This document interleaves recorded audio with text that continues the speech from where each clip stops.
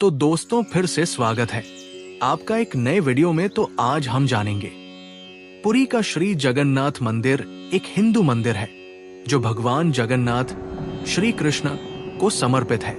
ये भारत के ओडिशा राज्य के तटवर्ती शहर पुरी में स्थित है। जगन्नाथ शब्द का अर्थ जगत के स्वामी होता है। इनकी नगरी ही जगन्नाथपुरी या पुरी कहलाती है। इस मंदिर को हिंदुओं के 4 धाम में से एक गिना जाता है। ये वैष्णव संप्रदाय का मंदिर है जो भगवान विष्णु के अवतार श्री कृष्ण को समर्पित है। इस मंदिर का वार्षिक रथ यात्रा उत्सव प्रसिद्ध है। इसमें मंदिर के तीनों मुख्य देवता भगवान जगन्नाथ, उनके बड़े भ्राता बलभद्र और भगिनी सुभद्रा तीन अलग अलग भव्य और सुसज्जित रथों में विराजमान होकर नगर की यात्रा को निकलते हैं। श्री जगन्नाथपुरी पहले नील माधव के नाम से पूजे जाते थे, जो भील सरदार विश्वासु के आराध्य देव थे।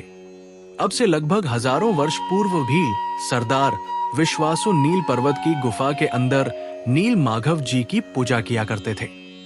मध्यकाल से ही ये उत्सव अतीव हर्षोल्लास के साथ मनाया जाता है। इसके साथ ही ये उत्सव भारत के ढेरों वैष्णव कृष्ण मंदिरों में मनाया जाता है एवं यात्रा निकाली जाती है।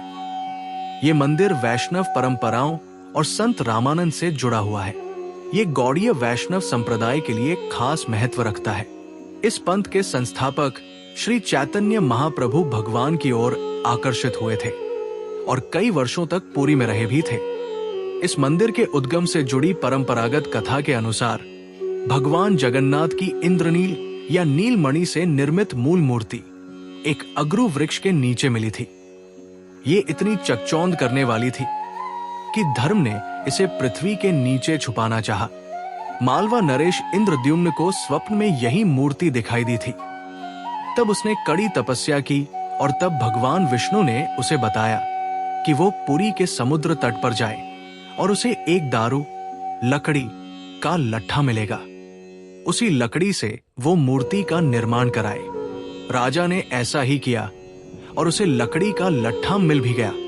उसके बाद राजा को विष्णु और विश्वकर्मा बढ़ी कारीगर और मूर्तिकार के रूप में उसके सामने उपस्थित हुए, किंतु उन्होंने ये शर्त रखी कि वे 1 माह में मूर्ति तैयार कर देंगे, परंतु तब तक वो एक कमरे में बंद रहेंगे और राजा या कोई भी उस कमरे के अंदर नहीं आए। माह के अंतिम दिन जब कई दिनों तक कोई भी आवाज नहीं आई तो उत्सुकतावश राजा ने कमरे में झांका और वो वृद्ध कारीगर द्वार खोलकर बाहर आ गया और राजा से कहा कि मूर्तियां अभी अपूर्ण हैं, उनके हाथ अभी नहीं बने थे।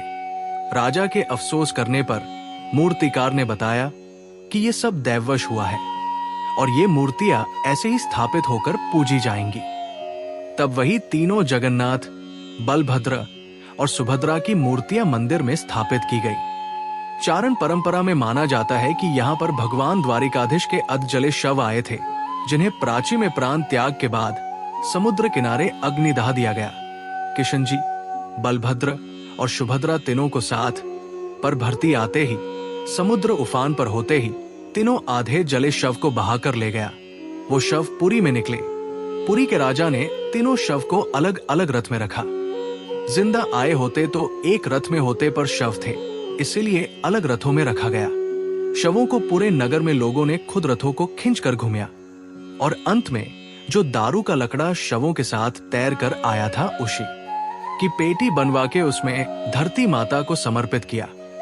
आज भी उस परंपरा को निभाया जाता है, पर बहुत कम लोग इस तथ्य को जानते हैं। ज्यादातर लोग तो इसे भगवान जिंदा यहाँ पधारे थे ऐसा ही मानते हैं। तो वीडियो अच्छी लगी हो तो लाइक, शेयर और सब्सक्राइब करना न भूलें। इस वीडियो को देखने के लिए धन्यवाद।